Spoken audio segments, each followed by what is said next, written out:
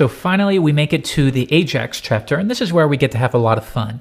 And this is especially an area where jQuery really shines. It will turn a massive number of lines into a single method call, and that's really amazing, especially when you factor in all of the browser quirks in Internet Explorer 6 or 7 or even 8. There's quite a few, but jQuery takes care of all of that for you. You just call the method and rest assured that in any browser, it's going to work great. Now, before we dig into the load method, which will be our introductory method for this lesson, I want you to take a look at how they are referred to. Shorthand methods. Well, that's a little weird. Why would we call them shorthand? What are they shorthand for? Well, let's look at getJSON. This is one that we've experimented with slightly that we'll go over a little bit more in the next lesson. And what we can see here is that we call it and we pass a URL, and this will be the path that we request. We can pass some data to it if you need to send an object through. And then we also have a success callback function that will be triggered if the request succeeds. But then if we scroll down, now we see it. GetJSON is shorthand for jQuery.ajax. So jQuery.ajax is the parent method. And when you use jQuery.get or post or getJSON, there's about 5 of them. Behind the scenes, all of them are simply helper methods that point to jQuery.ajax. And to prove this, we'll go to the jQuery source. Here we are again at code.jQuery.com, and I'm going to search for getJSON. There we go. So now we can see that we are extending jQuery, and they're adding a couple methods, getScript and getJSON. But take a look. GetJSON is the one we're interested in, and it's simply returning a reference to jQuery.get. That's a little interesting because I thought they pointed to jQuery.ajax. Okay, well, let's scroll up a bit and take a look at jQuery.get. And you can see what they're doing here is they're combining both of them. But now if we dig in, we can see, there it is. It's returning a call to the jQuery.ajax method. So that's an important thing to understand before you dig into any of this. When you call jQuery.getJSON, what's happening is you're calling one method. That method will then call another method, jQuery.get. jQuery.get will call jQuery.ajax. Let's look for that right now. And then jQuery.ajax will handle the process of actually making the request. So when you call jQuery.getJSON, you're calling that method, then the jQuery.get method, then the jQuery.ajax method. So as you can imagine, wouldn't it be easier just to reference jQuery.ajax immediately? And the answer is yes. And then at the same time, you don't want to worry about it too much. jQuery is very fast. These function calls are occurring very, very, very fast. So if we come to our code and we reference jQuery.getJSON, that's perfectly okay. I don't want you to feel bad about it at all. But at the same time, if it makes you feel better and it makes you feel like you're saving time, even though you're really not, you can definitely use Ajax and save a couple method calls. It's a good thing to know. So before we dig into the load method, it's important to understand which ones point to Ajax. So we have load. We have getJSON, we have get, we have post, and we have getScript. But again, behind the scenes, all of these are going to be calling jQuery.ajax and simply passing in different parameters. Let's take a look at the load method, which is pretty neat. As you can see here, I have an empty page, and then we have about.html. And I need to find a way to get about.html onto index.html. So perhaps maybe the user clicks on a button and we want to asynchronously load the contents of the about page and display it for them. That way we don't have to perform a full post back. All right, well with load, it's really easy. We will grab the body in this case, that's fine. And I'm simply going to load about.html. And let's see what happens when we do that alone. I'll reload the page, and we get this weird error. What does that mean? Cannot load the file because origin null is not allowed by access control allow origin. Well, we learned a couple lessons ago, we can't make requests to other domains, at least not without a little trickery because of security reasons. And that's why we had to refer to JSONP in callbacks. But why is this happening locally?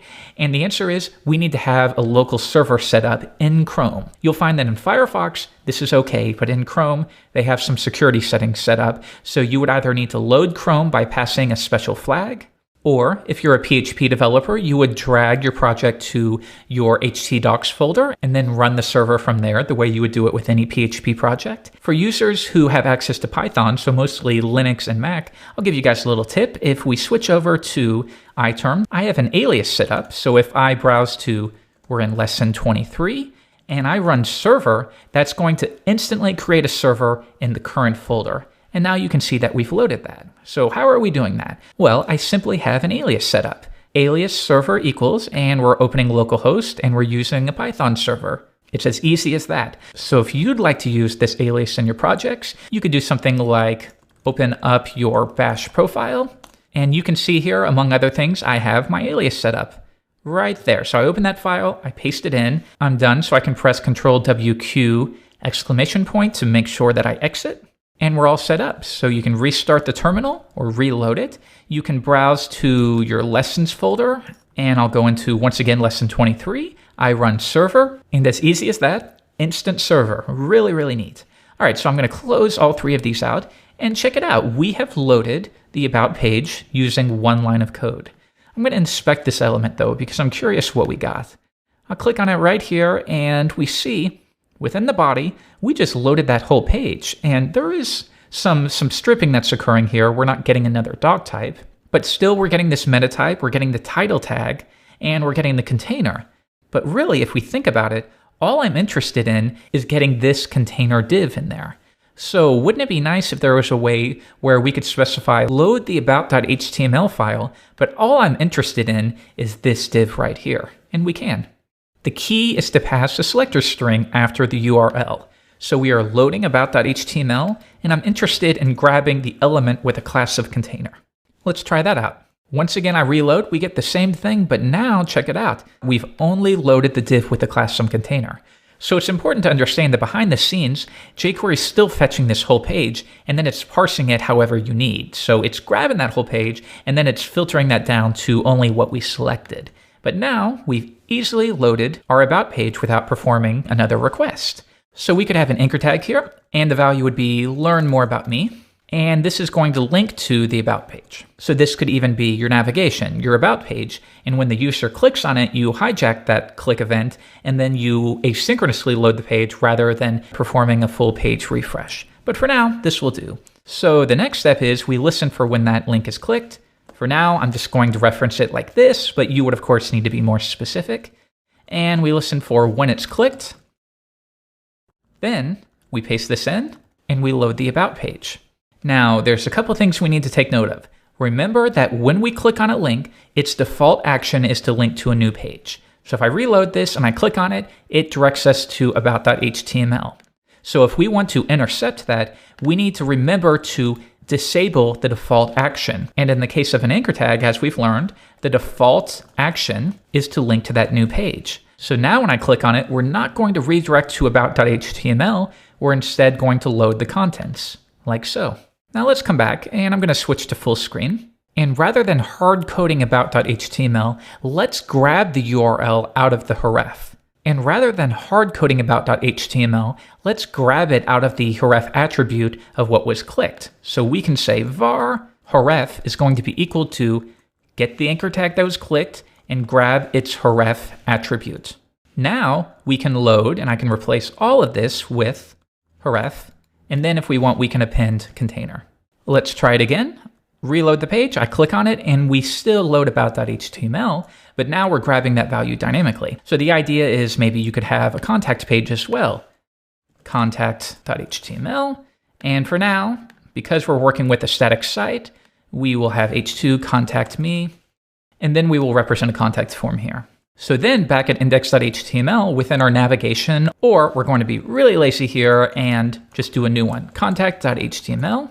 And because we're using a very generalized selector, you would probably have this within an unordered list or a navigation element, and then you would use it that way, nav.findA, something like that. But for now, we're going to be lazy so we can focus only on this load method. Let's see if it still works. We have learn more about me, that's good. Refresh the page, and now we want the contact me. And still, we're not directing to that page, but if JavaScript is disabled, we will simply link to the contact page where it will still work for those users. So we don't have to deal with any accessibility issues if JavaScript is turned off. Now, in this case, when we click on a link, we are overriding everything because we're just putting it in the body. So if we want, we could say, get the div with the class of wrap, and we'll go ahead and create that right now. And then that element will load it rather than the body. One more time, click on these. There we go. See how those are updating. And then of course, as we've learned, because the user is clicking on these buttons, it doesn't make sense every single time to jump into the DOM to grab the div with the class of nav. So we would, as we've always been doing, wrap this within self-invoking function. And then at the top, we could grab the wrap. And that way, each time we can simply reference it like so, and we save a little bit of effort there. One more time, learn about me, contact me, and we can go back and forth.